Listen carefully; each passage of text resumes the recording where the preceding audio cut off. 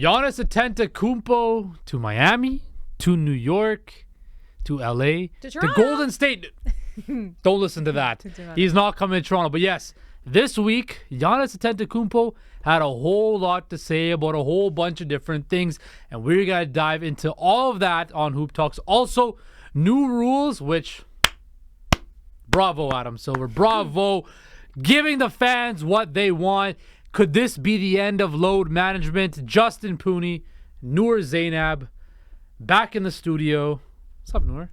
What's up, Justin Pooney? You're right. I was not expecting so much to come out of one podcast that Giannis was on, but he gave us about 3 different topics to cover today. And for that, Giannis, you knew it's the off season. You know we're looking for things to talk about, and we appreciate you getting on a podcast and giving us 3 separate things to come on here for. And Justin said, first things first. First things first, the best player on planet Earth, Giannis Antetokounmpo, talked about his future with the Milwaukee Bucks and how, he's a Milwaukee Buck right now, but he wants to be a winner. But let's hear from the horse's mouth himself. As long as we play and we approach the game every single day the right way and we all sacrifice for a common goal, I can see myself being in Milwaukee Bucks for the rest of my career. But the moment I feel like people are not committed as I am to get that golden thing in the back, I am not. I'm a Milwaukee Buck, but most importantly, I'm a winner. I want to win, and I have to do whatever it takes for me to win. And if there's a better situation for me to win the Larry O'Brien, I have to take that better situation. Clock's ticking, Milwaukee, on Giannis Antetokounmpo's time in the Cream City. Noor Zainab, you heard those comments from Giannis. Is this just a ploy by Giannis to get the Bucks to do what he wants, or is he seriously considering leaving the only franchise he has ever known? I think it's interesting because if you look at how quickly and how recently they won the NBA championship, you would assume that he wouldn't be putting this level of pressure on the team or the front house just because you were just there not too long ago and you were there with the same squad, the same front office. So what changed here? But I think what I found super interesting in that, why are you laughing? What is the issue? Why do you keep laughing when I'm talking? You said front house, not front office. I don't care. You know what I meant with that. You need to stop. I'm making sure that I'm doing my talking and you're not professional whatsoever. Get this together, Justin. Okay, anyway, Continue. What I'm saying here is my concern with that though, if I'm his teammates, would be his comments about commitment. That wouldn't sit well with me. And it didn't really sit well with me right now hearing about that too, because I would love the idea of Giannis leaving Milwaukee. I think everyone in the NBA organization who's not and a Milwaukee fan is going to want to see Giannis just move elsewhere, whether that be to your team or you just want chaos in the NBA. Anything could happen from that. But him kind of saying that it's about the commitment level of who he's around gets me to wonder, is he pointing at somebody? Is he wanting to trade people? Does he think that there's someone better suited for him to play next to? What does that entail? What does that mean? Yeah, look, I think the front office of Milwaukee. I swear to God, I'm going to walk off.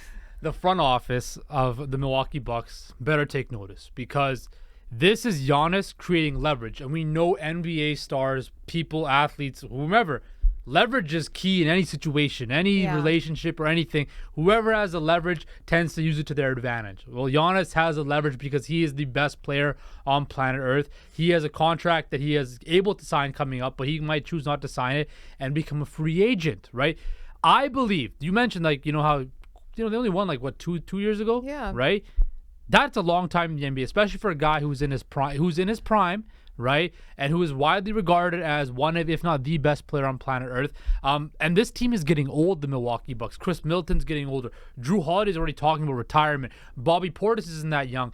This squad is built to win, but built to win now, right? And Giannis, he's still in his prime. He wants to win. And also, you have to look at the landscape of the NBA. Look what's happening with Damian Lillard. Finally, after all those years, requested a trade because nobody wants to play in Portland. And this could be the potential thing that makes Giannis leave, Milwaukee. Because who wants to come play for the Bucks? not a lot of people are I don't lining think up. it's about the. I think it's about who wants to come play next to Giannis, because nobody wants to go to Bucks, but they want to go and play next to Giannis. But for example, if Giannis is in New York, because I think if Giannis leaves Milwaukee, obviously I think he'd fit great in Miami. But if he goes to New York becomes another free agent hotbed where everybody wants to go to New York to play with Giannis. But that's just how the way the NBA goes, right? You look at the history of this league. Kareem Abdul-Jabbar was in Milwaukee. Where'd he go? LA. LeBron, Cleveland, Miami, Cleveland, LA, right? You look at it, Zion wants to get out of New Orleans. Kawhi Leonard leaving Toronto, right? That's not close to what you're getting at. Vince Carter leaving Toronto. Look, but what I'm saying is Giannis wants to win first and foremost, but he also knows by saying this, the Milwaukee Bucks know they have to do everything in their power to make sure that this team is in a prime position to win a title, to make sure Giannis stays. That's the only way he's going to stay. If they win another title, he will stay. If they do not, I can see him leaving. He's already talked about wanting to play for the Chicago Bulls before too, Noor. Well, I think the goal each year for any NBA team, regardless of how long ago you won that or how recently you won that, it's still to win that NBA championship.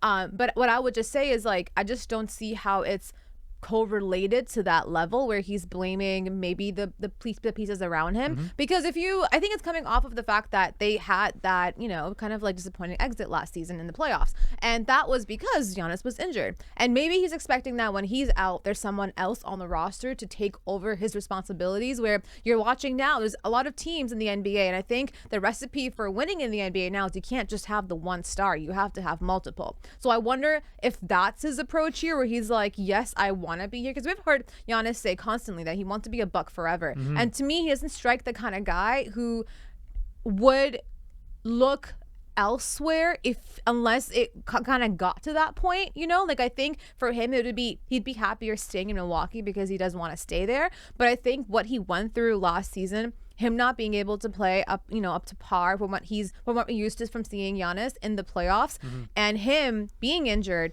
and not really having the second guy coming up to be that caliber of a player. You have Chris Middleton, you have Drew Holiday, but they're not your second all-star, right? They're not no, but are you gonna call Chris Middleton and Drew Holiday, hold on, the Tatums and the Browns, the Trae Youngs and the DeJounte Murray, are going to call them the Kawhi Leonard, the Paul George? That's not who they are. They're better than them. I mean, they've proven they can play better in the playoffs. They've won titles. Okay, yeah, and what happened last year when Giannis was injured? Why is he going out on there right now and asking to be changing everything and asking for commitment? That's what's happening, because he has an understanding that he's the only main star on this team. Why are you grinning like this as if I'm happy it's wrong? Friday. Relax. What I'm saying is, with Giannis, it's completely, he wants a second star. I don't think it's enough for him with that. And that, whenever something bad happens to the Bucks, if they don't live up to expectations, regardless of where Giannis is at, healthy, not healthy, whatever, it falls on him, because all the narratives and the discourse is about, Giannis' team didn't come through. That never happened. But if you look around the NBA, especially in the Western Conference, how many stars do you have on one team? Depends on the team. Look at Phoenix. Look at Golden State. Look at Lakers. Look at Clippers. I will say this. I would love to see Giannis play with Steph Curry. I'm not even listening to this. Okay, that would be in the same interview. I'm not even. Okay, I'll tee it up. Okay, I'll tee it up. Look, so we're talking about Giannis, where he might go, this and that. Well, we all know players, hang out in the offseason together, train together. That's part of the recruitment process. But Giannis, we know, is a real one, and he explained why he refuses to work out with other NBA players in the offseason. I don't know how to be, how you call it, funny. I don't know how to be fake, so that's why I kind of keep my distance, because I know that if I, work out with people, it takes active players. It takes off my edge when I play against them. Takes off his edge. Now, we know Giannis is not afraid to speak his mind. Even today, in that same podcast, he talked about how he agreed with Noah Lyles about the world champion of what comments. So, Noor, is this going to hinder Giannis's chances, like we mentioned, to bring players to Milwaukee or bring players to another destination that he wants to go to? I think it definitely maybe a little bit, because you have to have that relationship with these players in order to kind of like recruit them, and you've seen that happen in the past with Jimmy Butler. I mean, LeBron is the greatest example of all. You have those relationships with those guys and you end up getting them jobs. So I think there is that, but I really like what Giannis said there, because I agree with that. I mean, I completely agree though that like when you're off the court, it goes out the window, and you should just be as sportsmanlike as possible, dap them up, hug, and just be as just great of a person. But on the court, there's no relationship between you and the other person. Your only job here is to kind of kill their team. So you can't have that friendship kind of brewing on the court. And I think that's kind of where like it reminds me of Michael Jordan, because that was his mindset. He was never like, I'm not going to be friends with you. I'm here to beat you. I can't be friends with you if I beat you. And LeBron, I think, kind of changed that, because he became like the friend of all friends. Like he was friends with everybody. And as great as that is for the relationships within the NBA, I think, and I mean, that never stopped him from winning, because he was still winning. This didn't matter to him whatsoever. But I just think that like in terms of what kind of fuels you, like for me, I don't want to be friends with you. I come on here to debate with you. If I'm friends with Justin Pooney, I can't debate the way I want to. But now if I'm not friends with you, I can be like, okay, I have to win this. I'm going to stick a knife in and like move it around a little bit, and we can do all that. And Giannis is kind of on that track, and I respect it. I really like that. And like a brotherhood, which is, I mean, I'm not saying don't be friends. Like, be friends. It's great. You just talk about putting a knife into my like heart and turning it around. Oh, but to be friends. I didn't say heart. I just said, but no. When you're in a setting like this. Yeah, no friends in the industry. When you're in a situation like this and you're in a room, I don't want to be. I'm supposed to compete against you. I don't want to be friends with you. There's no competition right now with what you're saying. Yeah, because I'm always winning compared to you. I know. But look, I agree with what you said about he follows the same ilk as Michael Jordan, Kobe Bryant, wanted to kill, your opponent. But it's a newer, softer NBA now where guys want to be coddled. Soft. It is soft. Coddled. It's not that. I think they just look at the NBA landscape. These guys are coddled. We're going to talk about why they're not going to be coddled in a couple of minutes, but I just want to finish off this point. Guys want to be appreciated. They want to be loved. They want to be, they want to be put on a pedestal by other players. They want to feel embraced by other players. That's why all these guys want to link up, because they want to be friends and buddies. But you can't be friends you can't always mix friendship and business, because sometimes it gets in the way, right? And what I'm saying about Giannis is, in this NBA, you might have to coddle these guys and train with them and get them to know what your personality is like, get to know what your work ethic is like, because then they know more about you, then they will want to come and play with you. I get it. It's phony. It's fake. And I want Giannis. He's not like that, though. I know. He's not the kind where he's like, oh, I want to recruit people. He's like, no, I want to beat those guys. I don't want them on my team. I want to beat them. But I think like at the same time, because he's seeing what's happening around the league, and one star team just can't make it.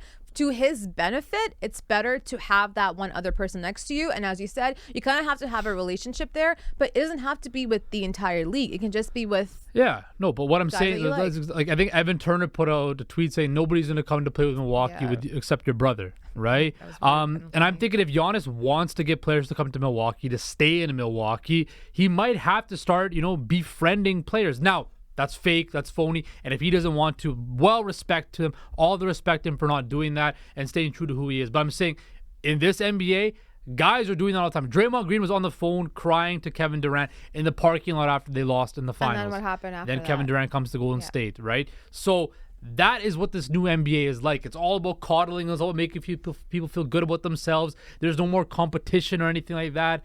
But I don't even think, honestly, like I wouldn't blame them, because if you think about it, if you're working with someone, this like precedes any industry, any league, whatever. Like if you're working with people around constantly, you're gonna develop a relationship with them. Absolutely. If you like them, you don't like them. I'm sure people were friends even in the MJ era, but it was just MJ was the best player in the league, and he made himself out to be, sometimes the villain, because he's like, I don't want to be friends with you. I'm the guy. I'm someone who beats you. Same thing with Kobe. It was the Mamba mentality. It's me versus you. Even sometimes with his own teammates, it was me versus you. And then LeBron came up, and LeBron's like, actually, I want to be friends with all of you. Actually, I want to go out and have a drink. And which is great. It's fine. But I think that like you know what it killed though? What I will say, I think what it killed rivalries. We don't see rivalries kind of because of that, because rivalries are within players. Yeah, it's from the players. Exactly. And because it's very much like kumbaya, I haven't seen, like, even with the Boston Celtics, I'm like, I haven't seen them be, I don't know, like, just killed. Well, because like you think about it, else. in the NBA, there's so much player movement. Guys change teams all the time. Guys play with everybody, right? Yeah. So it's hard to build those, like, you know, when the Pistons and the Bulls, like every year meeting up in the playoffs, those same scores were going up against each other every single year. The Lakers and Celtics, right? You know, the Spurs and the Lakers or whatever, right? Like those cores were together for years and they were just going head to head.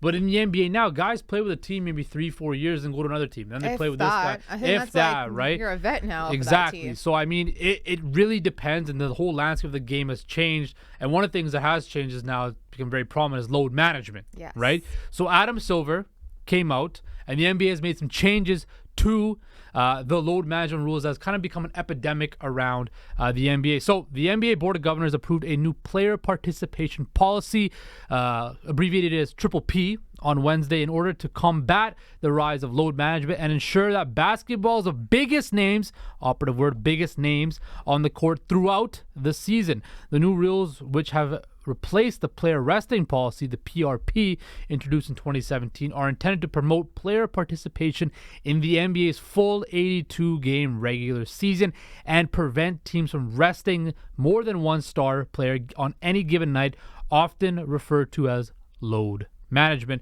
The Triple P defines a star player as any individual who has been named to the All-NBA or All-Star team in any previous of the 3 seasons. This means that Boston Celtics example of Tatum and Jaylen Brown cannot rest on the same day, providing they're not injured. So 10 Noor, out of 10 as you reading. were You could flipping read. me off, telling me to hurry up behind the camera, freaking out, I'm trying to let the viewers know, I'm trying to speak in a tone where they can understand what I'm saying. I know you wouldn't understand that, but You're not saying it properly. this is a great move by the NBA, and please tell me why I'm right.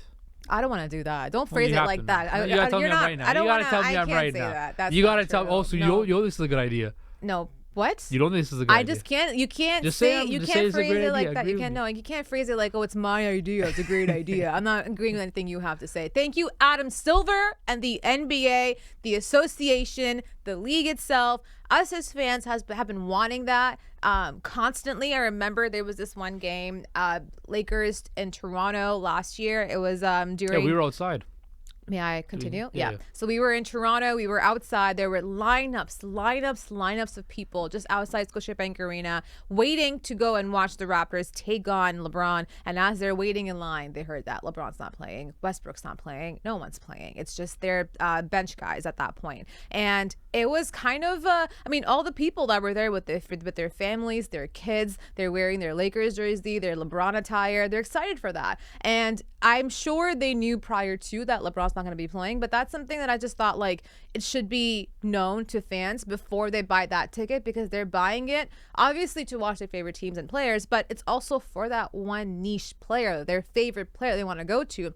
So this, for me at first, I was like, just release the schedule. If you want to load manage these guys, whatever, but just let us know prior to which games they won't be playing, and we'll just know if it's going to be worth it to go watch or not as fans. But now where you're going to have, but like we said before too, there's a lot of teams now where you have at least 2 all-stars, if not more, on their roster. And if you're going to go watch a game and you have 2 players who are supposed to run that team sit on the bench just because they're a little bit tired, as a fan who's paid money to be there, who wants to enjoy everything, I just don't think it's fair. And of course, it's injury barring, which if you're injured, sick, whatever the case might be, absolutely. But we've seen a lot where it's just like, oh, well, they don't have to play tonight. It's at the end of a back-to-back. They don't have to be here. Yeah. And I think those are the things where it's like, it's costing the fan experience. And that's where the game grows. And the game just won't be growing if you're not seeing your favorite players play. See, unlike you, I can actually agree with you. I'm the bigger person. I can. Oh, admit. the fact that you have to start it off with that says that you are not the bigger person. So Anyway, it makes sense. I think this was a great idea by the NBA. I think that, adding the 65-game minimum to qualify for all NBA major awards, all-stars, all that stuff was one step. This was the next step they had to take.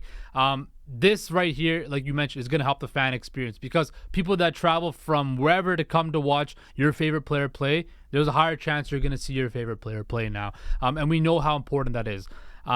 This is exactly what the NBA needs to do, is to get players involved and to get players on the court. right? It's 82 game season. We get it, travel, all of that, but this is their job. They get paid to play basketball at a high level, and I get it. You're pro athletes. It's all of that's taxing, but people come every night to see you play, and they want to see the best players on earth play. So when I look at this, bravo, Adam Silver, bravo, NBA, and I can't wait to see more stars come to Toronto all season. I'm going to regurgitate everything I just said. Well, I agree with you. What do you want me to do? I'm just enhancing what you put down.